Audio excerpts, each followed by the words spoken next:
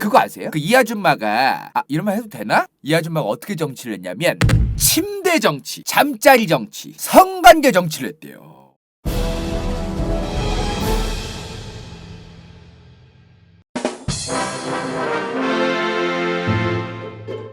가나? 그거 아세요? 그 이 아줌마가 이런 말 해도 되나? 이 아줌마가 어떻게 정치를 했냐면 침대 정치, 잠자리 정치, 성관계 정치를 했대요. 자, 오늘 제가 방송 시작하기 전에 미리 말씀드릴게요. 특정 상별 혐오 발언 아니면 특정 국가 혐오 발언 요런 발언한다 바로 간두됩니다. 일단은 이 양반이 원래 러시아 사람도 아니었고 원래 짜르도 아니었고 원래 짜르의 와이프였고 게다가 원래 러시아 사람이 아니라 러시아의 적국인 프로이센 독일 사람이었잖아요. 그러니까 이 사람이 기반이 없는 거야. 러시아의 황제가 되기는 됐는데 정치적인 기반이 없는 겁니다. 아무리 대통령이 지지율이 높아도 국회에서 의석수가 따라주지 않으면 식물 대통령이 되는 거잖아요. 그죠? 이 아줌마가 뒤봐주는 귀족이 없으니까 자기의 애인 그리고 자기가 잠을 잔 귀족들과 같이 정치를 해먹습니다. 아니 굳이 뭐 이런 중년의 여성을 솔직히 상식적으로 중년 여성을 비하하는 게 아니라 중년의 여성을 그렇게까지 좋아할 남자분들이 그렇게 많지는 않거든요. 솔직한 얘기로 이 아줌마랑 잠을 자고 왜 이 아줌마를 위해서 또 충성을 맹세하고 다른 귀족들이 왜 정치를 했느냐. 이 아줌마가 이건 말년 사진이고 근데 이 아줌마 젊을 때는 젊었을 때 이뻤어.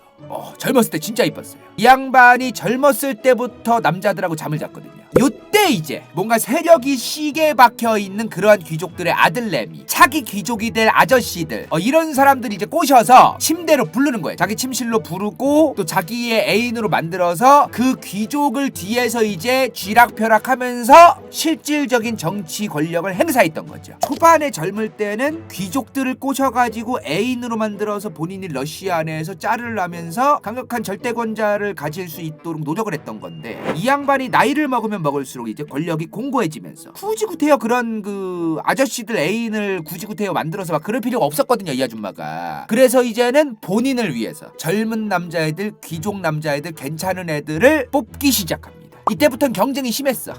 초반에는 이 아줌마가 애인을 만들려고 노력했다면은 이 아줌마 나이를 먹어가면서 중년기 노년기로 지나가면서는 이 아줌마 애인이 되려는 젊은 귀족 아들내미들이 엄청 많았습니다. 그래서 당시에 유력 귀족들의 아들내미들이라던가 젊은 유력 귀족들도 러시아 안에서 이 아줌마가 권력이 굉장히 짱짱맨이 되어가니까 이 아줌마만 잘 꼬셔서 친해지면은 우리 가문도 개쩌는 가문이 될 수 있다. 요런 것 때문에 이 아줌마의 애인이 되려고 난리를 쳤던 거죠. 예카테리나 2세가 나중 가서 세어보니까요. 역사서에서 역사적으로 공식적으로 본인이 진짜 레알 참트로 정치적으로 활용했던 귀족 출신 애인만 23명이었습니다. 그러면 달리 말하면 뭐예요? 비공식적인 애들 따지거나 정치적으로 활용하지는 않았던 애들 다 합하면은 몇 명인지 헤아릴 수 없다.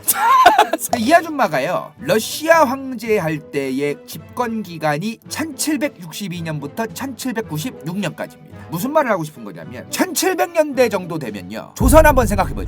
조선 말이거든요. 이제 곧 있으면은 이제 곧 있으면 1800년대야 고종이 이제 태어날 딱 그때란 말이에요. 그러니까 무슨 말 하고 싶은 거냐면 이때까지만 해도 중앙 집권이 제대로 안 되어 있었다는 거를 의미하는 겁니다. 근데 또 그럴 수밖에 없는 이유는 있었어요. 이 아줌마 출신지가 어디라 그랬어요? 러시아도 아니고 러시아의 당시 주적이었던 프로이센 독일 사람이었단 말이지. 게다가 자기 남편 본인이 이제 발로 뻥 차가지고 감옥에 쑤셔박은 다음에 본인이 와이프였는데 황제가 된 거 아니에요. 그러니까 정통성이라던가 여러모로 쿠데타가 일어날 소지 반발심이 어마무시했던 정권이었던 거예요. 예카테리나 2세의 정권은. 그래서 이 아줌마가 잠자리 정치도 했지만 머리를 또 쓴 게 뭐냐면은 본인 정권을 유지하기 위해서 행정구역 개편을 단행합니다. 이분이요 그 넓었던 러시아 영토에서 인구를 30-40만 명 단위로 50개로 쪼개가지고 주를 만들어요.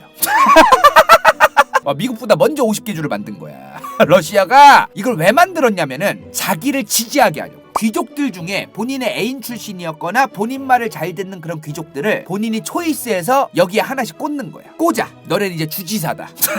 뭐 주지사란 말이 따로 있던 건 아니지만 어찌됐든 주지사 마냥 한 명씩 꽂아서 이걸 투표로 뽑는 것도 아니야. 100% 본인이 임명해. 그래서 너네가 이 30-40명을 다스리고 너네가 이 30-40명한테서 세금도 빨아들이고 그러면서 너네가 잘 해먹어라 라고 만들어요. 그리고 귀족 헌장이라는 귀족 특별 귀족특별법을 만듭니다. 귀족특별법. 이게 뭐냐면은 귀족은 오직 정부의 재판을 통해서만 처벌받을 수 있다. 달리 말하면 예카테리나 2세가 본인 입김 시계 박은 어떤 그런 판사, 그런 사람들을 본인이 쥐락펴락하면서 어떤 귀족은 봐주고 어떤 귀족은 조질 수 있다, 이 말이. 달리 말하면 이 아줌마 말 오지게 잘 들으면은 처벌 안 받고 오지게 헤쳐먹을 수 있다, 이 말이죠. 그리고 귀족들한테는 과세 의무를 면제해줍니다.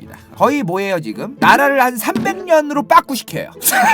표토르 대제의 외손자 며느리가 나라를 표토르 대제가 해놓은 거를 한 300년 빠꾸를 시킨 거죠. 표토르 대제가 개혁을 어마무시하게 많이 했다 그랬잖아요. 어떤 개혁까지 했댔어요? 귀족들 일해라. 표토르 대제는요, 귀족들 세금 따박따박 오지게 잘 내라고 오다를 내렸습니다. 둘째로, 어떠한 귀족이든 얼마나 위대한 귀족이든 나라에서 귀족 해먹으려면 일단은 구급 공무원부터 시작해라. 구급을 했는데도 네가 아무리 뛰어나도 일 못하면 계속 구급이다. 그랬던 사람이. 근데 그거를 연어마냥 한 200~300년 전으로 빠꾸를 시킨 게 바로 누구다? 예카테리나 2세다.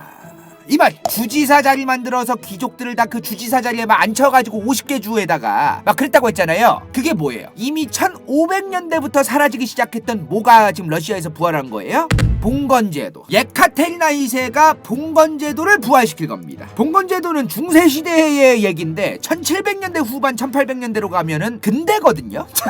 지주가 있고 주지사가 지주야 사실상. 그 주지사 지주한테 땅 빌려서 뒤져라 농사지어서 그래야 되는 시대로 회귀한 거예요. 당시에 예카테리나 2세가 농노제도를 강력하게 확장시킵니다. 굉장히 부단한 노력을 해요. 자기 지지율을 위해서 자기 백성들 다 노예로 만듭니다. 당시에 본인이 예카테리나 2세가 30~40만 명 단위로 도시 하나씩 주로 만들었다 그랬잖아요. 그 주지사가 있는 땅에 농노들을 어떻게든 최대한 많이 만들어요. 왜? 그 주지사가 걔네들 피 빨아가지고 헤쳐먹게 하려고. 그리고 그 주지사는 예카테리나 2세한테 싸바싸바하게 하려고. 당시 러시아 전체 인구의 49%가 예카테리나 때 농민 노예, 농노였습니다. 본인이 본인의 권력을 공고히 하기 위해서 백성들은 뒤지든 말든 노예로 평생 살든 말든 이러는 건 왕이라고 우리가 좀 좋게 봐줄 필요가 없죠. 항상 국민을 섬기고 국민을 위해서 정치를 했는가만 우리는 보면 됩니다. 그거는 고구려 백제 신라 때든 조선시대 때든 정말로 이 왕들이 국민을 생각하는 사람이었는가가 제일 중요해요. 이 양반이 아무리 러시아의 영토를 많이 넓히고 이 양반이 아무리 러시아의 부흥기를 만들었든 어떻게 했든 간에 이 사람이 일부러 귀족들의 지지를 받기 위해서 국민들을 일부러 49%까지 노예로 만들었다는 거는 문제가 있는 겁니다.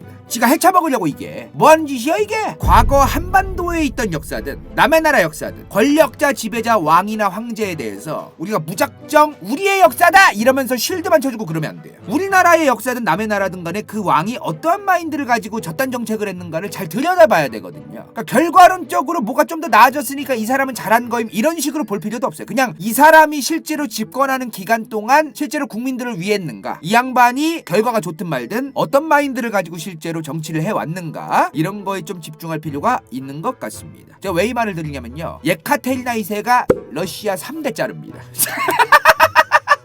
러시아 3대 황제예요 이 사람이. 영토도 확장시켰고요, 중앙집권도 잘 만들었고 러시아의 부흥기도 어느 정도 만들었고 이런 내용들이 있어가지고 이 양반이 3대 짜르 3대 황제로 평가받는 사람이에요. 국민들 49% 농민노예로 만들어놓고 이 양반이 러시아의 영토를 넓히고 부흥기를 경제적으로 조금이라도 가져와줬으니까 다 오프콜스 해줘야 된다, 이런 식으로 이 사람을 평가해서는 안 된다. 자, 예카테리나 2세를 시작으로 200년 전으로 연어 귀양마냥 회귀한 러시아 제국. 근데 영토는 또 머가리 잘 굴려서 잘 넓힙니다. 자, 예카테리나 2세 때 드디어 알래스카 쪽도 먹어요. 예카테리나의 남편의 외할아버지였던 표토르 대제 때의 영토가 요 정도였는데 예카테리나 때는 요 서쪽으로도 확장을 하고요. 굉장히 꽤 괜찮은 어떤 그 영토 확장을 한 거예요. 특히나 시베리아 쪽으로 확장을 한 것보다는 여기를 좀 눈여겨볼 필요가 있어요. 여기 특히나 요 유럽 쪽으로 넓히는 게 굉장히 어렵습니다. 수많은 강대국들이 진을 치고 있는 게 바로 유럽이고요. 여기에다가 러시아가 영토를 넓힐 수 있는 여지가 굉장히 없거든요. 그래서 요 오스만 터키가 예전에 있던 요 남쪽으로, 요 유럽과 중동아랍 쪽으로 러시아가 영토를 누가 넓혔는가가 굉장히 중요합니다. 대박인 게 뭔지 알아 자기들? 대박 사건 진짜. 이 아줌마 애인 중에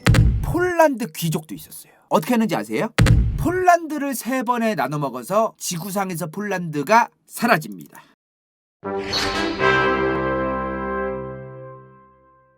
이번 영상이 볼만했다면 좋아요와 구독, 재미없었다면 이건 재밌을지도 몰라.